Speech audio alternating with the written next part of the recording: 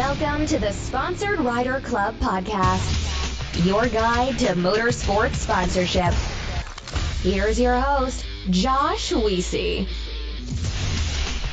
Welcome to the 29th episode of the Sponsored Rider Club podcast live experience, which is powered by AMSOIL. I am really excited for today's show. I guess I'm always pretty doggone excited, but we've got Brandon Tudizzle Cox coming back on the show. Last time you saw him was episode 87. And if you were paying attention to live number 26, we actually were going to bring him on then, but he had some catastrophic issues, didn't work out. What's up, Kevin? Welcome. And we had to reschedule. So today is the day that we rescheduled. All right. Well, I'm going to tell you a few things while we're waiting for people to join and while we're waiting for Dizzle to come on. And I got to talk about AMSOIL. I got to talk about GSP XTV. So first off, if you are interested in learning more about AMSOIL, head over to amsoil.com/rider.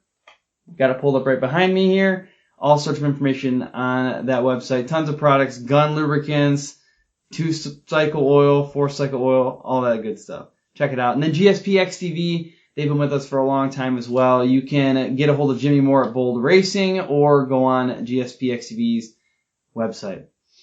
All right, so like I said, this is the 29th live episode that we've done here, and it's crazy that even I'm doing these live shows. Honestly, you know, a little more than a year ago is when I decided to do live stuff, and I was like, this is never going to work out right, but I'm getting better at it. You know, we're working through technical difficulties. Sometimes power goes out. Sometimes there's no issues. Sometimes we can't get the guest on. Sometimes, who knows? That's, I guess, the crazy part about live. Even in setting up today, like going through some of these crazy, weird settings. Like even right now, there's this weird thing on the side of my phone. I'm like, what's that thing? Why is that thing there? Who knows? But we got a bunch of people coming on right now. Again, Dizzle is coming on in a short while, so excited for that. If you are listening right now, go ahead and share this thing out. Leave a comment or raise your hand. Like, let me know that you are here. It looks like Dizzle's on as well. What's up, man? But yeah, if you're watching the replay, go ahead and type in #replay. Go ahead and throw some emojis in the comments. Throw some hearts at this thing. Whatever. It's all good. We'll take it all. Dizzle, man, welcome. I'm going to be bringing you on in just a second. And I just got to tell everybody a little bit about when this is going to release. This is going to be episode 152. Dizzle was last on episode 87. Seems like just yesterday, but a lot has happened since then, and we're going to catch up on some of those things. All right, well, I'm going to go ahead and start adding him to the call. Oh, there we go. How's that? Oh, that's beautimous. Beautimous. All right, guys. Take a quick sip here. Get prepped for Spring Fling here. Nice. Hey, look, I'm going to do that too. I'm going to take me a quick little sip as well. But this is water. This is not coffee. I could not be drinking coffee this late because I would never go to sleep tonight. I don't drink coffee either because my body's a temple, so I would never do that. Well, I drink it, just not at night. Just not at night. All right. Well, look, we are ready to roll. Looks like Jackie Sue getting ready to head to New York for the educational forums. Alex is hoping for more snow. Woo! That's a rough time to be hoping for more snow. But it's snowing. It's cold enough here, and it actually is snowing just in the foothills above me here. The hills above me. Well, okay. Yeah. So today in Michigan, Southwest Michigan, 75 and sunny. I took my hard top off my Jeep for the first time, and I was just. That's why it's snowing. It's your fault. Thank you. I appreciate it. Hey, anytime. And Alex, you're welcome as well. All right, dude. You are on. We tried to do this, 3 or 4 weeks ago. You had a power outage. Things went crazy. The bomb cyclone, right? Well, hey. That's what it was. I was right in the middle of it.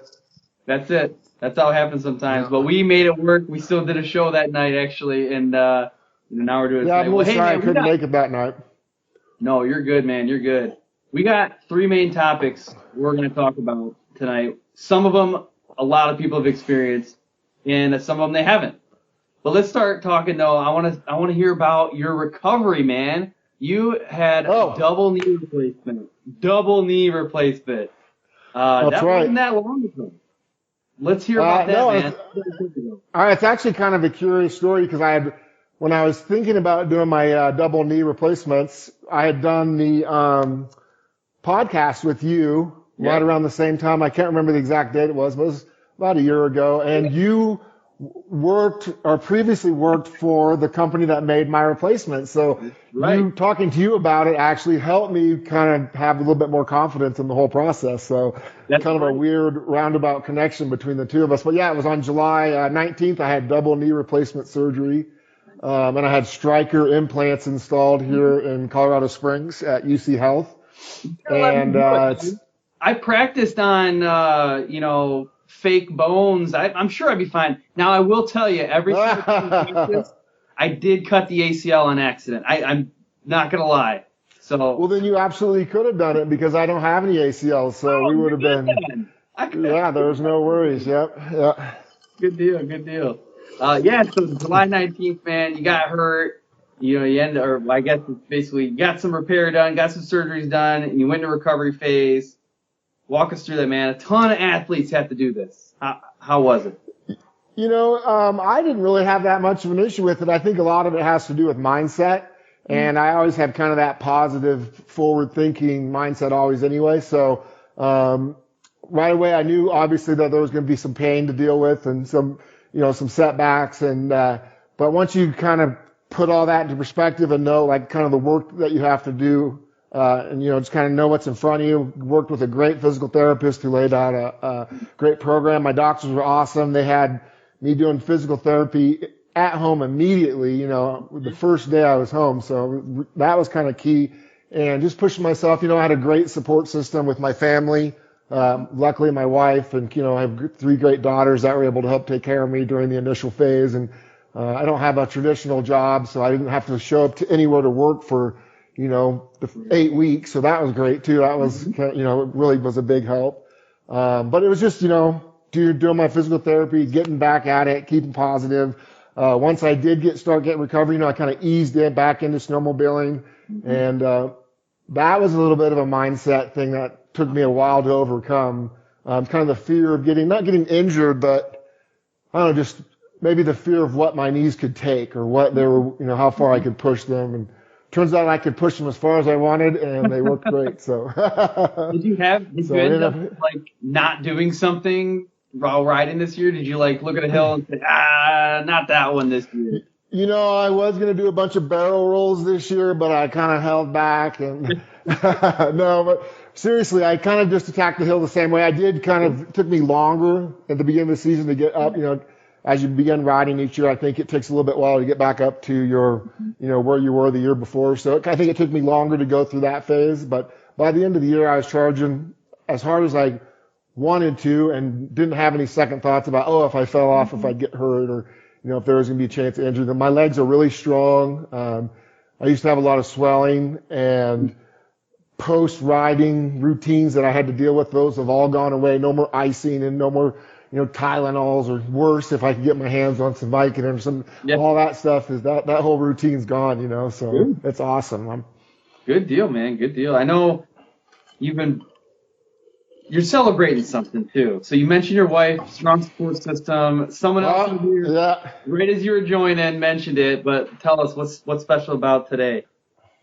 Today's a special day. In fact, my wife just walked in from picking up our kids, running errands. It's actually our 30th anniversary it's our 30-20. So we've been dating for 30 years, and we've been married for 20. We actually got married on the same day we started dating. So 20 years ago on a Thursday, we got married. Everybody thought we were crazy, but it's turned out to be awesome. We have an amazing family now. She's a huge part of my success, and if you don't have support and good structure at home, there's no way you can be successful outside of the house. So yeah. And how many kids do you have? I got 3 daughters, 3 amazing daughters that are 17, almost 14, and 10. I'm sure there's keep me busy too. Zero drama in your house. That's right. That's how I answer the door when the boys show up. So lay down the law early. That's awesome. That's good stuff, man. That's good stuff. I wanted to call that out and I know someone earlier Well, said. thank you for mentioning it. I appreciate it. No, it's a good deal. Good deal. Well, the next thing we kind of wanted to talk about actually is something I know everybody's dealing with, and that is managing just a crazy busy schedule. So you are doing a bunch of stuff, one recovering, you're snowmobiling, you're planning for something. We're going to talk about what you're planning for in a minute. We're going to talk about big events in a minute. But how do you manage the crazy schedule while also keeping up with the riding and the communication and the sponsors and all that stuff? Well, you definitely have to find, a balance. And I think that sometimes it's really easy to overload on one side or the other of your work life, sponsorship, whatever, chasing your goals balance. So I think that's key, and having 3 daughters and an amazing wife kind of helped really keep that stuff in perspective. But, luckily snowmobiling kind of ends. Yeah. So there's like a light at the end of the tunnel, right, every year. So the season kind of ends.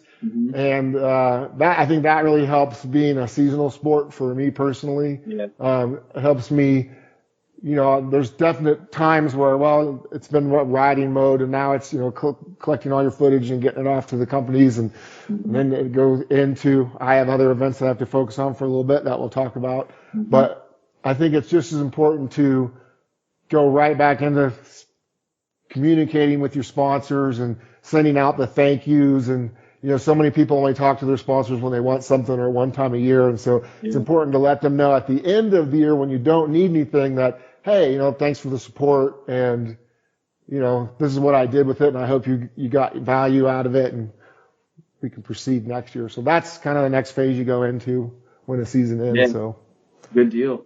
What about, have you done any cool filming recently or anything you want to talk about there? We just had an awesome time right before Jackson Hole. Thanks to Jim Phelan and the Thunderstruck crew. That's probably one of my favorite rides of the year. We get to go out and hang out in Alpine and ride around in the surrounding areas and film for the new movie every year. And some of the best kind of riders in the area and guys that ride for Thunderstruck show up that week. So it's really exciting to see those guys pushing themselves and pushing the sports to new levels. And so that just ended right before Jackson Hole, the World Champion Hill Climbs. So that was really exciting. I'm looking forward to seeing what Jim does with all that footage this year. He always does a great job. So that's good. That was the big project we just finished. I'm excited about Marilyn Ellingson's comment. Diz is my sledding hair god. She has the hair. She's very very nice and with the praise for my hair. So I appreciate it. She does a lot for the sport with her son, and they do their own fundraising efforts. Hey, you got some good hair too, though. It's less than it used to be, but hey. It's not the size, it's what you do with it, I think is what they say. Right? Put the hat back on. I don't have like anything to protect the glare up here with the lights. That's right. We just pop this hat in there. We're good. It's a production thing. Up there. We got this. Yeah, right. Scott knows what I'm talking about, man. Him and I went into depth about the whole wearing the hat thing. And then how do I see the questions? I don't see that. How do I see that? I don't know if you can see them right now or not, but let's see. We got, Melissa Bradshaw. Okay. Chris Ward, what up, guys? Hello, everybody. Thanks for tuning in. Chris Ward, #, do you even ride, bro? Never. It's all green screen in the basement. And then DJ Osborne here, he's got the comment like the real life. This is the advice we all need. Behind most successful men are an even more successful women. Right on. You can true that too. It is. He knows. He's got a good woman in his life too. So there you go. He knows the truth. Good dear. It looks like Mary Lynn just said, "I got spare. I'll send you some." Yeah. Is that all her hair though? I don't know. Yeah, who knows? Women can get away with that. This is all mine. This is all real. Yeah, mine too. Yeah. All right, well, hey, Steve, welcome as well as people are joining still. Again, if you're watching this, leave some questions for Dizzle or for myself. Just go ahead and type them in there. Share it out to your friends, tag your friends, or leave an emoji. I always love emojis. And how old are you? Hey, you never get too old for some good That's old. right. That keeps you young. I actually like GIFs better, but they don't work well with the live while it's going. But you can do GIFs later if you're watching the replay. I love GIFs. So, like, why not? All right, well, let's talk about the big event. Like, what's the big event that Dizzle likes to plan? You know, I want to get into that. I want to get into some of the details about event planning. So, let's tell us. All right, so as some people may or may not know, we have a really big event coming up on May 4th, which is Spring Fling. It's a annual event that we've been doing. It started out as, I don't know, kind of a get-together for some of my friends in the industry. 10 or 12 of us would get together for kind of one last excuse to go ride and hang out and kind of get out back in the mountains before all the snow was gone. Sometimes all the snow was gone, and just kind of grew year after year, where eventually it got up to like 30 or 40 people. And, you know, I was cooking dinner for everybody and just kind of having a good time. I was kind of brewing some beer back then too. So I used to bring a little bit of beer, a little pony keg of beer that I brew up, and kind of just became this, let's have this nice event every year. And realized that there was, you know, a lot of people there and we had these expensive toys, and hey, I decided maybe we could turn this into some kind of charity event. So, the following year with Facebook going around, they used to have a feature where you could it was an invite all. So if you had an event, now you kind of have to individually invite each person, right? Yeah. And it'll kind of say, you've maxed out. You've invited 50. Yeah, it'll block you. So, cause you're spamming, right? So it makes sense. But back then you press invite all and an invitation would go. So I kind of was an oops about my camera. Kind of new to that and new to Facebook, and had probably like 1,000 friends or whatever on Facebook, and I pressed invite all, and all of a sudden people were like, well, shoot, I'm going to fly in from, and I was like, whoa, like, I don't think it's that kind of event yet. Like, you know, you don't want to fly in with no, where can I rent sleds? And that year, I think about 75 or 80 people showed up, and we had a little small raffle, and we raised like $5,000, and really knew that we had something here, and channeled the money toward this avalanche beacon sign program that was in its infancy, and ended up being able to kind of fully fund that program's first year. And then, wow, that was such a success, and rallied the second year, and it kind of grew on that year after year. We ended up donating $33,000 over 3 years to that program. Wow. And fully funding it with the help of Tyler's Backcountry Awareness and Brian Lundstedt from there. They build the signs and worked with the clubs to get them placed at trailheads.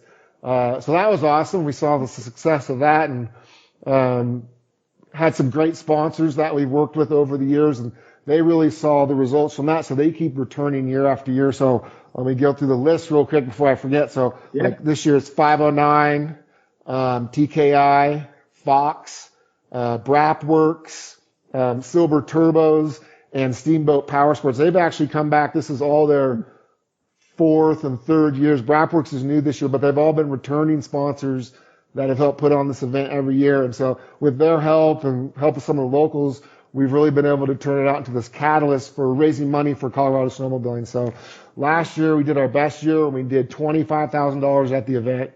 And we donated it to the Colorado Snowmobile Association, where they were able to cover the insurance cost of every club in the state of Colorado. So it was really a tremendous effort by everybody who attended, and all the companies that donated products and the sponsors to make a huge difference in Colorado sledding. So now that each club didn't have to spend that money on their insurance, they were able to invest it other ways in sledding, maybe in their grooming program, or some of them had scholarships programs to help get young riders back into snowmobiling, or for the first time. So you could really see this, spider web effect that it has. So it's been pretty amazing. Yeah, that's good. Well, we actually had a question too about the expected count for this year's Spring Fling. How many sleds do you think are going to be coming this year? Well, since it's a permitted event, there's going to be about 50. No, we actually get a permit and we put the real numbers on there, but I would think somewhere between 750 people will attend the event. Not everybody shows up exactly at 2 p.m. for the photo that during the sled lineup, but we try to advertise 2 p.m. Saturday in the main meadow. That's when we do the sled lineup. So last year we had about 400 snowmobiles in the lineup, which is so much fun. If you've never been, I mean, most people haven't unless they've been to Spring Fling, been around, or a big one up in Alaska, obviously, but around 400 snowmobiles. And we have tracked vehicles and snowcats. And last year, Classic Air Medical came out and landed their helicopter. Ooh, nice. So, I mean, it's just out of control how big it's gotten, how fun it is to be part of that. So it's and that's just that kind of the kickoff to the day. Yeah. Following that, there's live music and free food. We also have a free beer garden for people over 21, sponsored by Sapporo. And then after that, we have the big raffle where, I mean, dozens and dozens of corporate companies and small businesses have donated product to the charity raffle there. So Nice. it's free for everybody. That's so cool. Right? How can you beat that? I mean, I gotta be honest with you, man. It sounds awesome. I mean, we've talked about it's not like it's the first time you and I have talked about this event. Right. Every time it just blows my mind. Like it sounds like a dream. It sounds. Yeah, it's pretty fun. It's pretty amazing how well it comes together and goes off. The local club there, the Route Powder Riders, do a great job coming out and keeping the trails groomed for us. So if you do ever come out and ride Steamboat, make sure you support, your local clubs out there, whatever area you ride in, try to support your local club.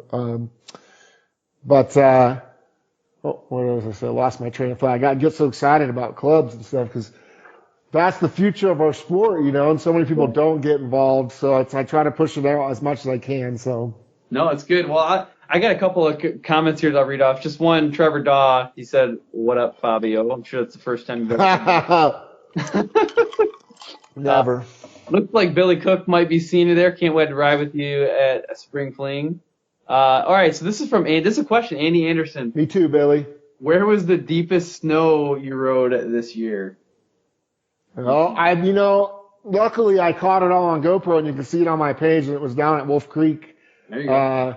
where they had a humongous dumping of snow, and I was able to catch some great footage where everyone is just getting stuck after stuck after stuck. And luckily, I was on my silver turbo, so I was able to blow right by everybody.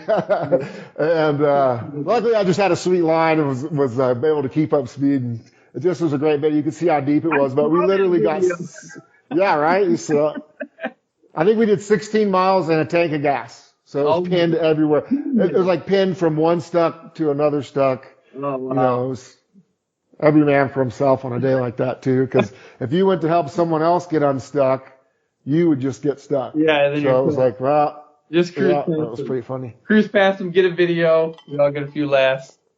Looks like Tucker is getting his camper for up there, so that's good. Nice. I can't wait to see Tucker. Tucker's one of the guys that is always doing big air jumps. There's a couple of big step-up jumps and some other wedges that but there should be lots of snow this year, so it should be pretty big. And Tucker and a lot of the other guys from the Bent and Broken crew and the local Steamboat crew, they always put on kind of a free show that Saturday morning. So always fun to get out and watch. Just a few miles. Not even a mile, like half a mile from the parking lot, they do all that stuff, so that's pretty fun. And if you want to know more about Tucker, you can go back to episode 53. He came out with Kirk Zach of HMK, and we did a whole deal. It was a lot of fun. And actually, nice. Kirk's awesome. That was one of my best performing episodes, but then we had Blake Wilkie come on. And if anybody knows Blake, this guy is crazy. And he's also crazy popular, so he kind of blew everybody's episode out of the water once he. That's awesome.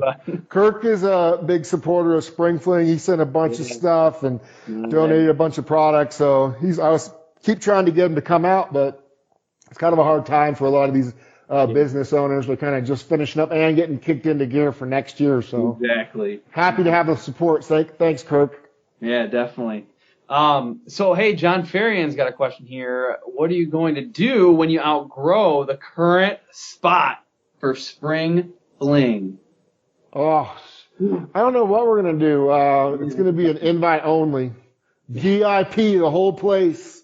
No, I don't know. We're pretty close. There's actually a couple other parking lots that are right near the main one we're at. There's one above it, the Dumont lot, and there's actually one below it. But I think we'll max out. I don't know. Yeah. Come early. What do you do? How do you even control it? I don't know. Yeah, But we're getting there, though. We're really close to that point. We're going to be up there early this year parking and making sure everybody parks. It's kind of elbow to elbow up there. It'll be this weekend, and we kind of triple park and do the best we can. It's the most amazing flow of vehicles. You'll have be so interwebbed, and someone will have to get out, and everything will kind of move. And so it's been pretty good normally. So leave your keys in your car. Yeah, just in case. Yeah, so we don't have to drag it around. But So I got a question here from Tom Kabza. I hope I'm saying that right.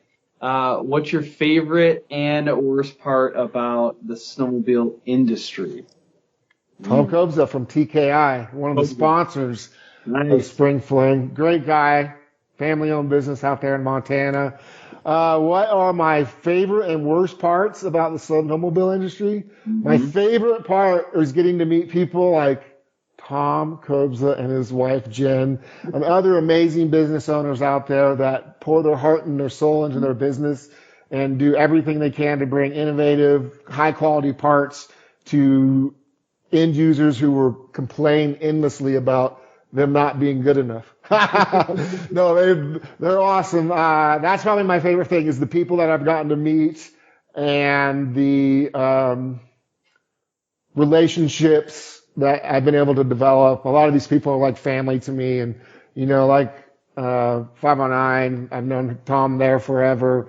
These guys become more than just a sponsor to me or someone that helps me out with snowmobiling. So that's my favorite part. The worst part, oh geez, I don't even know. 2-day snow shows. Can't all snow shows be one day? Like I could just show up and be like, hey, what's that? The snow shows get a little long. That's going to be a part of it. I know what Tom wants me to say. I'm not saying it, Tom. I'm not saying all the people that walk up and want free Oops, stuff. Sorry. That's okay. I'll edit it out later. Yeah, sorry. My girl stuff. That is probably one of the hardest parts about the industry these days with the internet and the rise of the, hey, can I be sponsored, is the people who don't put any time or effort into it and think it's just a kind of a given that they should get free stuff because they ride a snowmobile and don't understand the work and effort that the people that make the products put into it and the people that have good sponsorship relations with those companies put into it. So that's probably one of the hardest parts, but I think that's with any business, with anything these days. The click and point generation. The challenge that I have with this show, I've been doing this show for, just under 2.5 years now. And the people that I'm trying to help are those people, right? They're just not sure what to do, or they have been approaching it the wrong way. That's the people that I need to help the most. The challenge I have though is when those people reach out to me and they'll ask me for sponsorships or whatever it is. I'm like, man, you're doing your best to explain it. We just need to talk. Like, you got 20 minutes. We just need to spend some time. Or I'll direct them, like, just please listen to one episode and then come back to me and let's try this again. It's cool. It's cool what you do. And, sometimes when I was like, even the name of it's kind of sponsored, right? Or, why are you going to do that show? And it's like, well, I appreciate what you're doing. And, we all. I think you froze up. No one starts with the knowledge required to get things done. So we have to start somewhere. And at least you're putting out a baseline of knowledge and helping those that are interested in learning the process, whatever the sport may be. I love that you cover so many different sports, which they all have their own nuances and each industry is a little bit different. So it's neat that you do that.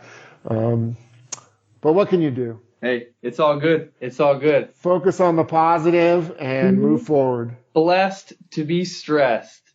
Well, look, there's a lot of comments on here. We're going to have to catch up with these things later. I got one last question before we kind of close things out. And it's probably the biggest question. And that's just like how much effort really goes into the whole event planning and execution. Because, you started on a small scale and it's blown up right now. What goes into that? How much effort are we really talking about here? Well, luckily I have a background in hotel and resort management, and I've had a degree in culinary arts. So I understand kind of like the moving parts of putting on an event, not necessarily this style of event. I've kind of had to learn over the years as we've grown, but how to put on a big event like weddings and things like that. So I do have a little bit of experience in that.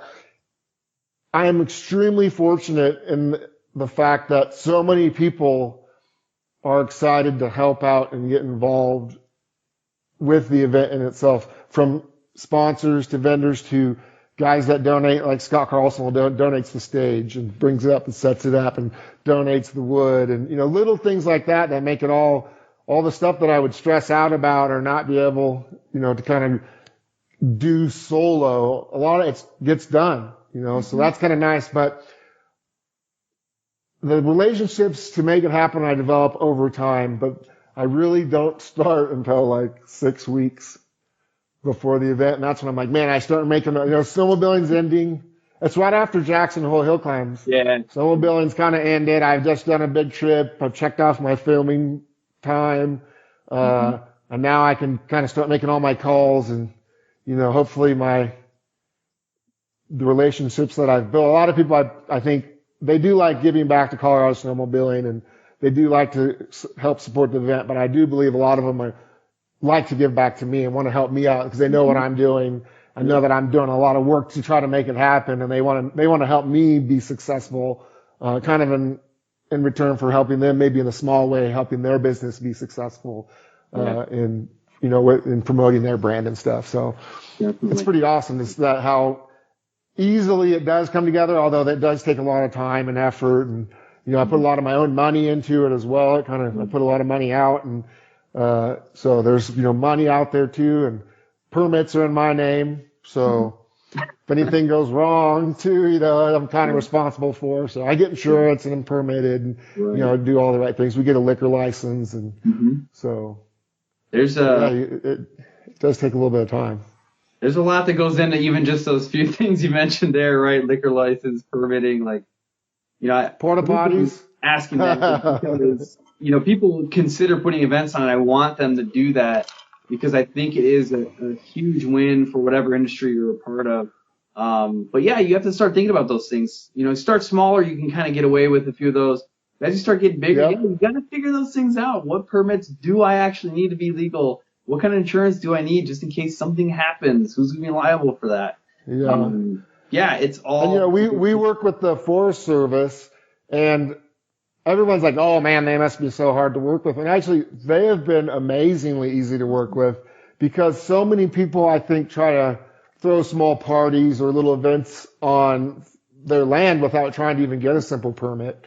So since I've always been through the whole process, getting even when I had 50 people showed up, I would request a permit.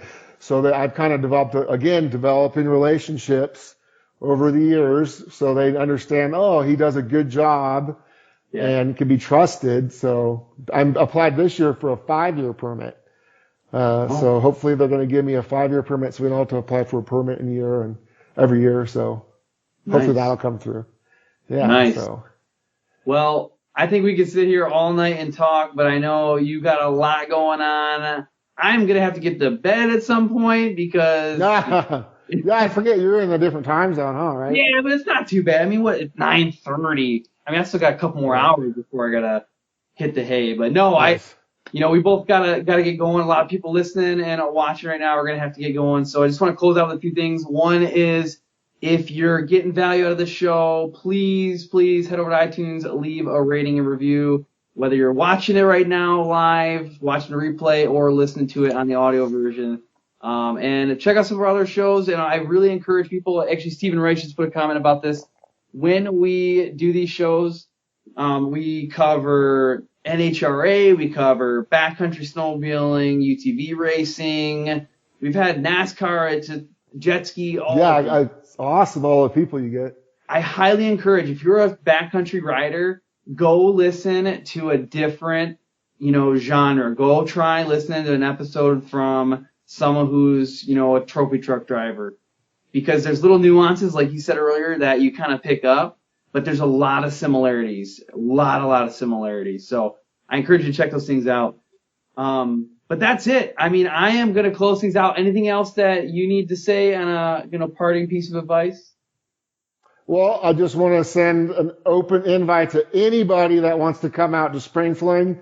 It's happening Saturday, May 4th in Colorado. It's at the Muddy Creek parking lot just outside of Steamboat Springs on Rabbit Ears Pass. And come early, stay late. It's going to be the funnest pop-up community ever. Sounds awesome. I wish I could be there, but hey, maybe next year. Live broadcast next year from Spring Fling. That's it. All right. Well, hey, you have fun and ride safe.